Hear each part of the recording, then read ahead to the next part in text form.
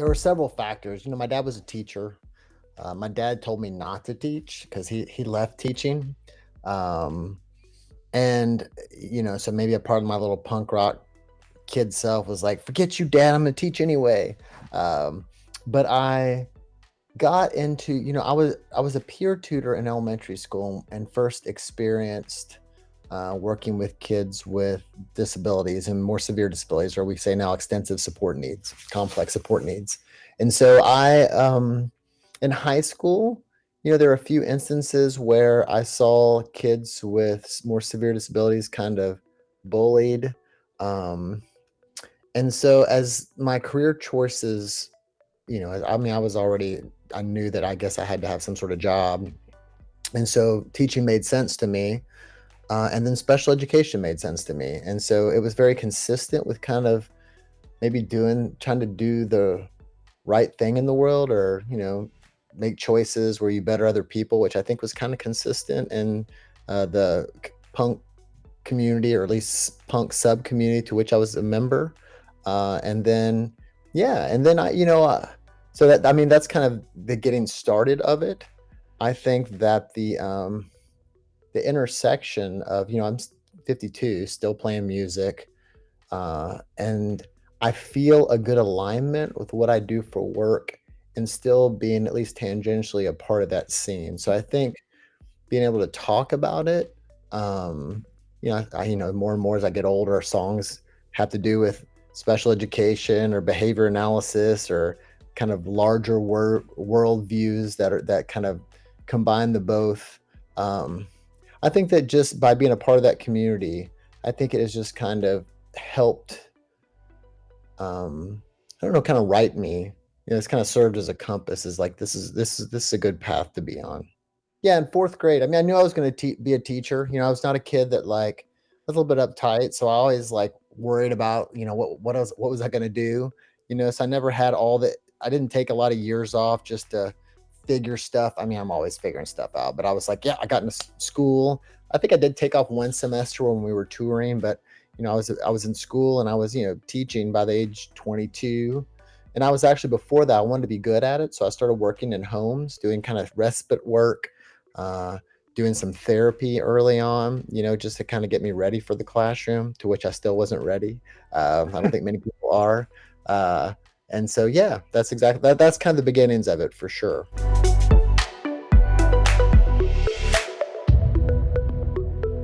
I was teaching middle school, kids with severe disabilities, in a segregated part of Louisville. So, I mean, it was very powerful, the lessons that I learned there. But then I just worked really hard and got along with folks. And so I was then asked to pilot this autism inclusion model. Um, and then I did that. And then well, in the same district, they pulled me out to support teachers to help kids become more included. And then and that involves working with adults. I was still pretty young, and so working with teachers that were in their 50s and set in their ways, like, it was exhausting, and you didn't get a lot of training to do that. I was good with kids, but changing adults' behavior was a lot harder.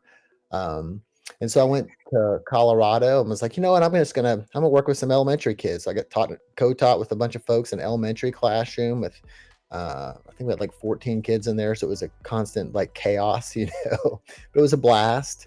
Um, and then I came back to a school district, and and they were joking. They're like, "We're like Hotel California. You can check out anytime you like, but you can never leave because you know too much." And so I worked for this large district as kind of their autism inclusion itinerant person. And at one time my partner was out. I had like 70 kids that I somehow had to check up on in a giant district. So basically, I was being rendered incompetent. And so around that time, I was feeling a level of dissatisfaction. I was pulled into a lot of the hard cases. One, because I think I got along with folks, but I also had developed some decent skills by that time. So I was tired, and so I was somebody at the University of Kentucky was a professor there. They had gotten a grant to pay for some fellowships, and they were on the phone with my boss and said, "Hey, Rob Pennington, can I talk to him?" And so they recruited me and said I should apply, and I went in and interviewed and got the position. And so, yeah, and then a job opened up back at Louisville. that happened. Um, 5 years ago, I got this letter. Hey, interested in this endowed distinguished professor position at Charlotte? Sure. Like nothing was in the plan. It was just like, I've learned very quickly that well, not quickly, over time, that if you do the same thing in the same place for a long period of time, the conditions in that place will usually shape you into mediocrity. Most people, not everybody, right? And so if you change your environment, it requires new learning and new skills. And so I think that's been a really important part of my journey.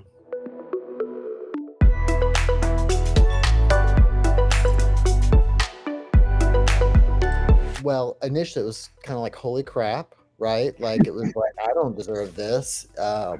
What they must be insane. But again, the same thing happened. I was at the University of Louisville. Things have been really great for me. And I just started itching. Like I feel like I'm going to keep doing the same thing here if I stay here for a long period of time. And so, your listeners that may not know, that position at Charlotte is an endowed position. So basically, a donor, gives a large sum of money, and that money is bestowed upon the university, and there's better salary and resources, and it's given to a person, or a person applies for that position.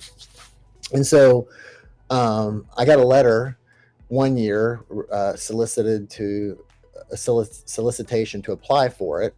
They sent it out to, they kind of all met and sent it out to a bunch of people that they thought might be good for the job. I didn't apply the first year. I obviously was like, there's just no way. Yeah, well, not me. And then their search was failed, um, in that they brought two people in, and these were very senior people in the field, and they had realized that these people, it just wasn't a good fit. So they did it again with their eye on people that were out mid-career, people like myself, associate professors that could grow into the position, knowing that they would be there earlier, they'd be there longer. They would be more flexible in what they were willing to contribute. A senior faculty in one of those positions, like kind of sometimes will be like, I just want to do my stuff, versus really contribute to the department. So anyway, I went and applied and I got it. And I just felt very fortunate. In the 5 years I was there, my job was to earn it.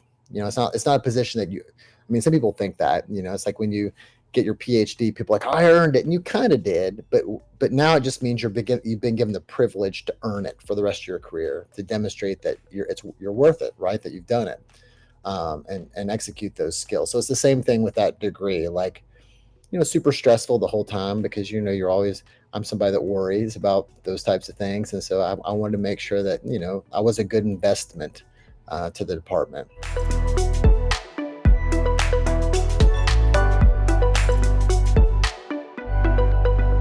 So it's an interesting question. So, I haven't necessarily worked for them, right? Every organization, not every, but most have their own professional organizations. And I'm kind of seated in two. One, special education is my profession, and behavior analysis is my profession. And we have there's a million sub organizations, but kind of the biggest one in behavior analysis is ABAI, Association of Behavior Analysis International. And the biggest one probably in special education is the Council for Exceptional Children. And so for both of those groups, I publish in their journals. I go to their conferences. For CEC, I've done a little bit more. Like done some webinars they've invited me to do. I've sat on leadership. I was the president of their sub organ. They have sub groups, and so that one is the division on autism and developmental disabilities, and so that I was the president of that division and still their publication chair on that division. So yes, so to go back to ABAI, I really, I go to their conference most years. I read their publications. I vote as a member, on things that they do. But that's really my engagement. Now I have been involved in the BACB, which is the behavior analyst kind of certification board, right? And so I've been a subject matter expert where they had me come in and review test items and things like that. But yeah, that's kind of my level of engagement with ABAI.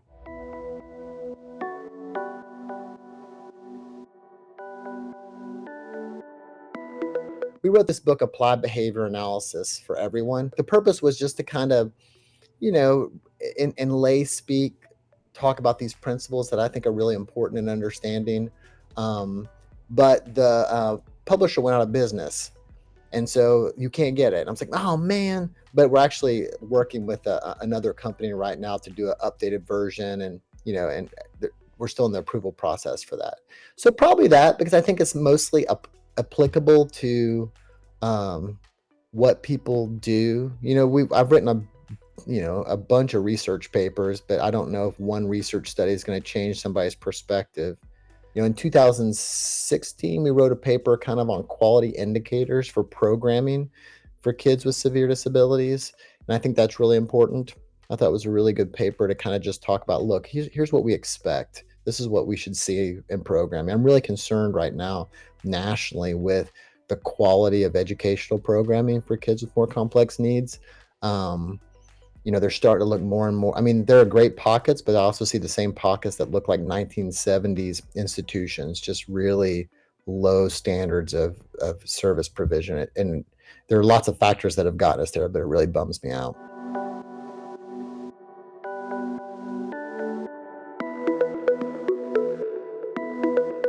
ABA, again, it's the application of these principles that, have kind of been the same for a long time, right? And so what we've seen is, though we've seen an evolution and more understanding of how to apply those principles that are like sometimes extensions of concepts, the application certainly has changed over time. And I would suggest that not all behavior analysts were, quote, and I know that you weren't suggesting that, but had that kind of harsh, like, like very, and harsh can be defined multiple ways. One, it can be kind of like a stringent, in a very like overly tightly controlled instructional setting, and there are some kids that might need that, but the common thinking and the practice, I think this was an understanding, even a couple decades ago, is that kids need to learn within more natural context so they can actually apply the skills, right? A lot of our kids have difficulty with generalizing and kind of making those leaps between what they're taught and what's out in the real world. So, like teaching a kid to ask for a goldfish cracker or something to eat when you're sitting in front of them at a table with nothing else around and you're like, what do you want? Nobody interacts that way. So I think the field has more and more have bought into this idea of, yes, we have to teach things in a way that is kinder, more student-centered. Our students are not our participants in our studies. They are people that we are trying to make sure they have access and choice access things they need and choice in the world. I would say definitely over the last, I think that we have kind of shot ourselves in the foot as a field sometimes because of that kind of harsh, over stringent. Sometimes some of our practitioners have maybe, I don't know. Well, obviously, sometimes still there's been a lack of humanity in the practice. Again, here are your behaviors, data up and down kind of thing. I'm not turning that away. I mean, that's what we do and that's it. But again, really understanding contextualizing the practice is really important. And yes, we use punishment procedures a lot more back in the days. A lot more escape extinction. I'm sure 30 years ago, I would still, never restrain a kid, but try to keep them at a table, kind of keep my leg there to make them stay at the table, those types of things. But, we've really, especially in the last 5 to 10 years, has been a huge increase in assent, using practices that are much less behavior modification and more about just teaching kids what they need. In terms of problem behavior, Greg Hanley and that crew has just done a really fantastic job of how do we teach kids to just ask for what they want? We don't need to do these long functional assessments that take forever and sometimes are very arbitrary and clinical. It's really about kind of getting in there and then seeing what a kid needs, teaching them to ask for it, and then teaching him to ask for under natural conditions, right? And I think there's lots of folks in the field that have kind of moved it that way. So I'm really pleased. There's a lot of not so great things happen in ABA, but just in terms of our movement towards truly applied practice, our applied implementation of behavior analytic principles, I think we've made some strides.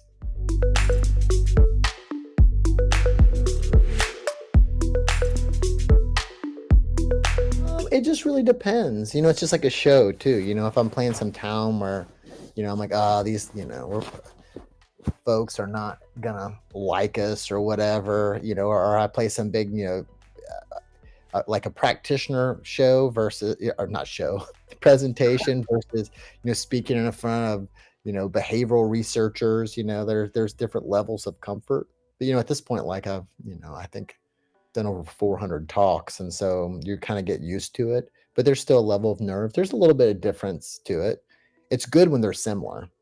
Like when I can get to that place of like, I just kind of like, boom, just walk out. Here's who I am. Let's just talk about this stuff and get out of my head.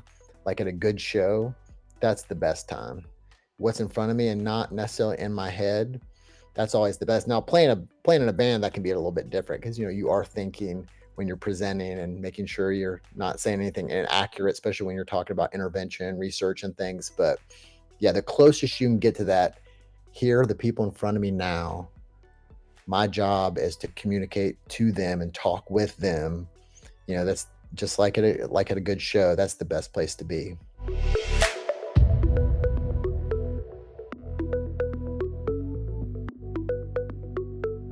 So your question was about neurodiverse people. Is that I still believe that all people are more similar than they are different. And so with that comes, this idea of you should treat people that are neurodiverse, you know, as you would want to be treated. And so the idea of, you know, using teaching procedures that promote dignity in your classroom, choice. You don't if you don't have 13-year-olds on your lap. You don't. What's it like? How would you feel if somebody put you in restraints and carried you to a timeout room? All those things. Like, you have to remember that your job is to support these humans that you are charged to work with, right? These are not, uh, all the same rules should apply than working with your friends or things that be applied to you. I think that we forget that sometimes. We think that, oh, I just want this kid to respond quickly, and my procedures haven't been that great, so I'm just gonna put my hands on them and move them to go this direction. I don't want somebody putting their hands on me. Just all those things I think that people forget. How would you feel if that happened is what should be asked. That means when we're scolding people over and over again, when we're um, again being talked about like in my presence, like I'm not there. All those things are important. The other thing that I want them to know about teaching neurodiverse students, and again, especially kids that have pretty significantly different skill repertoires, right? Or smaller skill repertoires, is um, I want them to realize that every time they waste a student's time, right? They program something that doesn't work and they're using it for an extended period of time. They're putting kids in sensory rooms for multiple times a day. They're, kind of resting on our laurels. What that means is you may miss teaching a skill that this individual needs to be an independent adult. So I've seen classrooms where, it takes a teacher a year to get up to speed. And that's just kind of the way it is. But that should cause anxiety and at least mild anxiety, or it should be a motivator to continue to get better and get your craft down, because these kids are waiting for us. And 1 year without high quality instruction could be the difference between a kid living with their parents the rest of their lives, having a job, having a relationship, meaningful relationships. And so it's very serious work, even though, unfortunately, as teachers are, kind of denigrated to this lower class of profession. When you're working with certain populations, even kids with mild disabilities or just kids that, have behavior issues, it's like it taking the time to intervene correctly, and being really persistent and making sure that person needs to get where they are can make a complete difference in their lives. And so I guess one, make I guess if there's two things when you're thinking about neurodiverse individuals, it's like just realize that they deserve the same dignity that you deserve. And that's in everything that you do. Just because they're your student doesn't, push them in a different category. And then number two, making sure that you are not wasting their time because they are depending on you. And if you're a new teacher, very few new teachers come out with everything they need, especially with our kind of a diminished training programs we have. So always realize your students are waiting for you to get better. And so therefore that should serve as motivation for you to keep getting better. And it's hard. And the third thing I'll say is it's hard. And it's okay to admit that it's hard. I can't tell you one educator that hasn't thought about quitting multiple times a year. It is hard work. But usually the best work is.